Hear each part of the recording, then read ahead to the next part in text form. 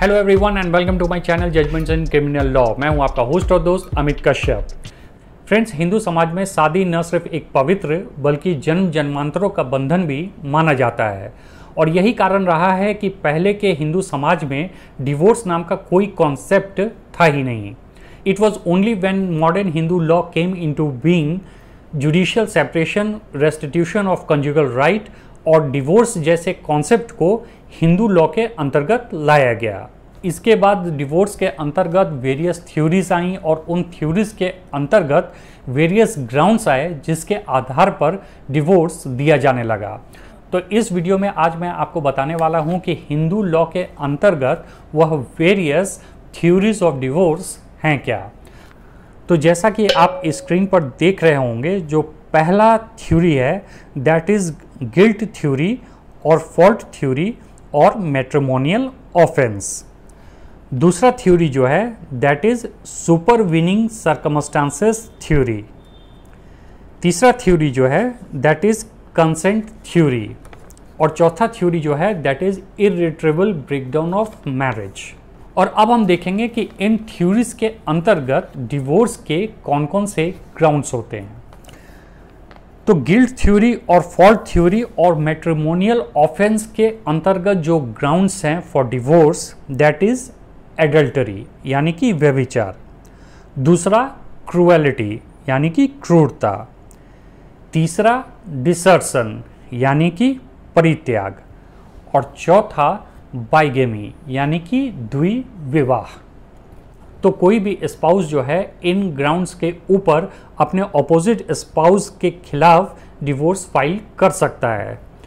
दूसरा थ्योरी जो है that is supervening circumstances theory. इसके अंतर्गत जो ग्राउंड्स हैं वह है if a spouse has changed his religion. अगर किसी भी स्पाउस ने अपना रिलीजन बदल लिया है तो जो भी ऑपोजिट स्पाउस होगा वह इस ग्राउंड पर डिवोर्स मांग सकता है। दूसरा ग्राउंड है if a spouse is of unsound mind. अगर कोई भी स्पाउस अनसाउंड माइंड का है और अगर इस बात को छिपाकर शादी की गई है then it can be a ground of divorce. तीसरा है if a spouse is suffering from venereal disease. अब वेनरल डिजीज से यहाँ मतलब यह है कि कोई भी ऐसा डिजीज जो कि फिजिकल रिलेशन के दौरान एक स्पाउस से दूसरे स्पाउस में ट्रांसफ़र हो सके। अगर एक स्पाउस ऐसे किसी भी डिजीज से सफ़र कर रहा है और अगर इस बात को छिपाकर वह अपने ऑपोजिट स्पाउस के साथ फिजिकल रिलेशन से बनाता है और अगर ऑपोजिट स्पाउस उस वेनरल डिजीज का शिकार हो जाता है, उस वेनरल डिजीज से ग्रसित हो जाता है, then it can become a ground of divorce. इस विषय पर मैंने एक विस्तार में वीडियो बनाया हुआ है, ऊपर आई बटन पर आपको उसका लिंक दिख जाएगा। अगर आप चाहें तो उस वीडियो को देख सकते हैं। इसके अलावा if a spouse has renounce the world, यानी कि अगर किसी भी स्पाउस ने संन्यास ले लिया हो तो ऑपोजिट स्पाउस जो है वह इस ग्राउंड पर डिवोर्स ले सकता है। अगला ग्राउंड है if a spouse has disappeared since 7 years, यानी कि अगर कोई भी स्पाउस लापता हो गया है और 7 साल तक उसकी कोई खबर नहीं मिलती है then it can become a ground of divorce. इसके अलावा जो तीसरा थ्योरी है दैट इज कंसेंट थ्योरी यानी कि म्यूचुअल डिवोर्स। अगर दोनों स्पाउस डिवोर्स लेना चाहते हैं और उन्होंने अपने सारे इश्यूज़ को सेटल कर लिया है, जैसे अगर एलिमनी चाहिए तो कितना एलिमनी चाहिए, अगर बच्चे हैं तो वो किसके पास रहेंगे, अगर प्रॉपर्टी है तो उसकी सेटलमेंट क्या होगी, अगर इन सारी बातों को हस्बैंड और वाइफ ने सॉल्व कर लिया है और उसके बाद अगर वह म्यूचुअल डिवोर्स फाइल करते हैं then court will easily grant that mutual divorce. इसे कहते हैं कंसेंट थ्योरी। और इसके बाद आता है सबसे controversial theory that is irretrievable breakdown of marriage. अब आपको यहाँ पर एक चीज़ क्लियर कर दूँ कि जो पहले 3 थ्योरीज को मैंने आपको बताया है वह सारे थ्योरीज पे कानून बना हुआ है, यानी कानून के अंतर्गत आप उन सारे ग्राउंड्स पे डिवोर्स ले सकते हैं।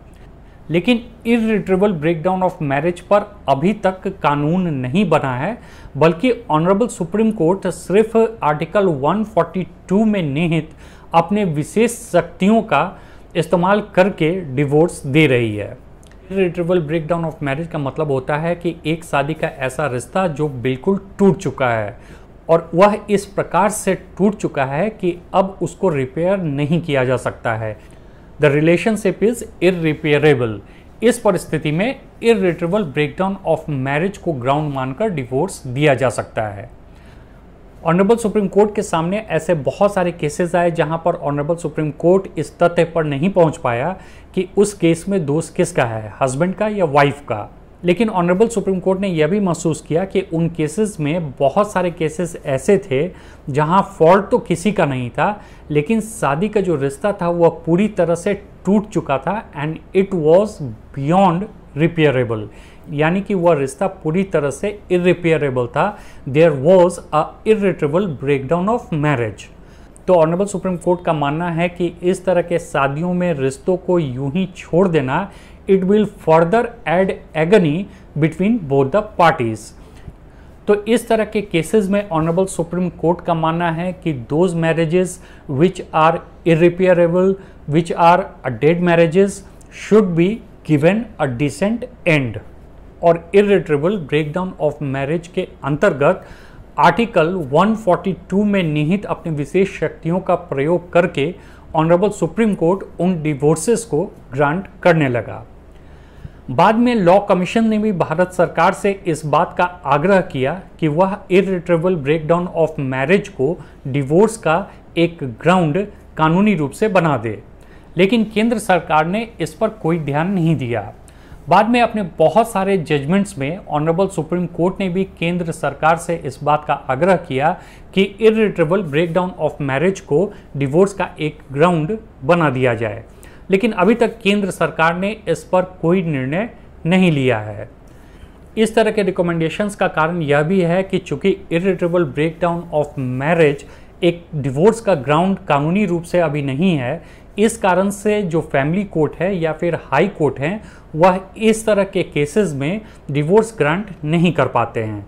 इसलिए only when the matter travels to the honourable supreme Court तब जाकर इस तरह के केसेस पर इर्रिट्रेबल ब्रेकडाउन ऑफ मैरिज के अंतर्गत कोई निर्णय हो पाता है। तो अब यह देखने वाली बात होगी कि लॉ कमीशन और सुप्रीम कोर्ट के रिकमेंडेशन के बाद कब तक इस संबंध में केंद्र सरकार कोई निर्णय ले पाता है। तो हिंदू लॉ के अंतर्गत ये था थ्योरीज ऑफ डिवोर्स। आशा करता हूँ आपको मेरा ये वीडियो पसंद आया होगा और इन्फॉर्मेटिव लगा होगा। Thanks for watching.